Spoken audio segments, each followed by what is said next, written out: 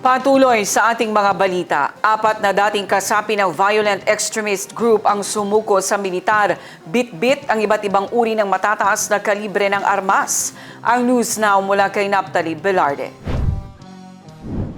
Voluntaryong sumuko sa pamunuan ng 6th Infantry Battalion ang 4 na dating kasapi ng violent extremist group araw ng Sabado sa bayan ng Datopiang, Maguindanao del Sur.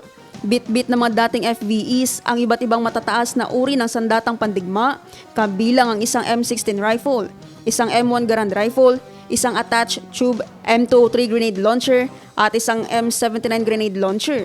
Formal na ipresenta ang mga ito kay Brigadier General Edgar Catu, Commander ng 601st Brigade, kasama si Lieutenant Colonel Al Victor Berkeley, Commanding Officer ng 6IB, January 10, 2026 sa himpilan ng 6th Infantry Redskin Battalion sa bayan ng Datopiang, Maguindanao del Sur.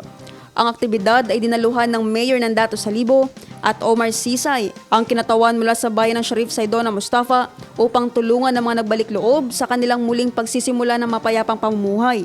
Tumanggap ang mga ito ng agarang tulong na rice at cash assistance mula sa nabanggit na bayan kasama ang tanggapan ni MP Attorney Siti Fahani Uyuyod.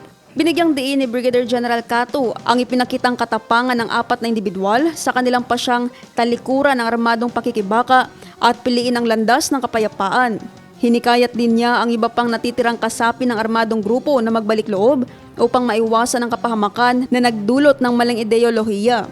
Ayon sa kanya, ang 601st Brigade ay katuwang ng iba't ibang ahensya ng pamahalaan at mamamayan upang mapanatili ang kapayapaan at kaayusan sa mga komunidad.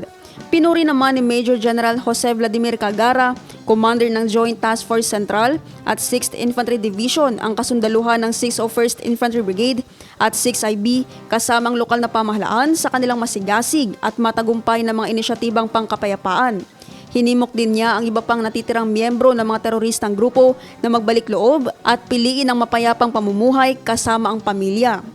Naphtali Velarde, iMinds, Philippines.